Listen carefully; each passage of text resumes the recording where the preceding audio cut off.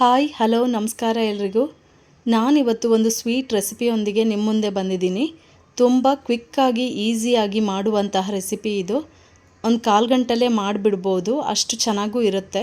ಇದಕ್ಕೆ ಬೇಕಾಗಿರುವ ingredients: dry fruits, ಏಲಕ್ಕಿ ಪೌಡರ್, ವೆನಿಲಾ ಎಸೆನ್ಸ್, ಶುಗರ್,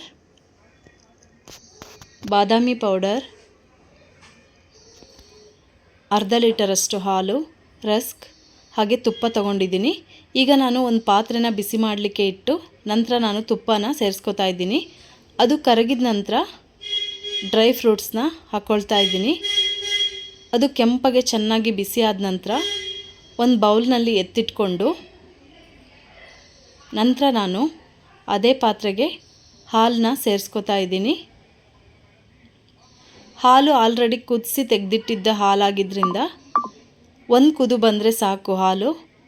ಇದಕ್ಕೆ ನಾನು ಇಲ್ಲಿ ಶುಗರ್ನ ಸೇರಿಸ್ಕೊತಾ ಇದ್ದೀನಿ.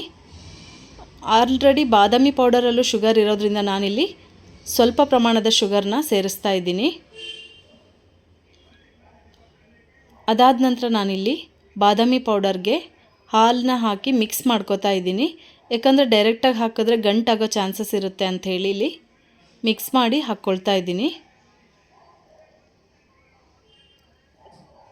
ಹಾಗೆ ಇಲ್ಲಿ ನಾನು ಏಲಕ್ಕಿ ಪೌಡರ್ನ ಸಹ ಸೇರಿಸ್ಕೊಳ್ತಾ ಇದ್ದೀನಿ.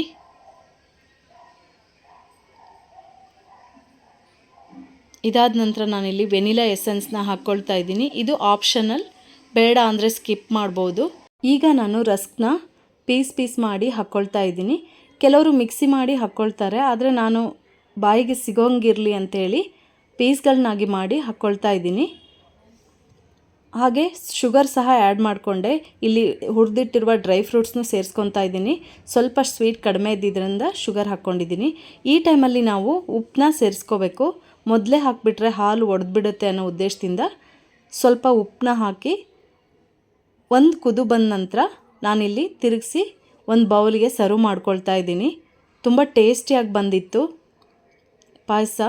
ಹಾಗೆ ತುಂಬ ಕ್ವಿಕ್ ಆ್ಯಂಡ್ ಈಸಿಯಾಗಿ ಮಾಡುವಂತಹ ರೆಸಿಪಿ ಇದು. ಈ ವಿಡಿಯೋ ಸ್ವಲ್ಪನಾದರೂ ಇಷ್ಟವಾದರೆ please like, share and subscribe ಮಾಡಿ. ಫ್ಯಾಮಿಲಿ ಆ್ಯಂಡ್ ಫ್ರೆಂಡ್ಸ್ಗೂ ಶೇರ್ ಮಾಡಿ. See you in next vlog. Thank you for watching. Bye.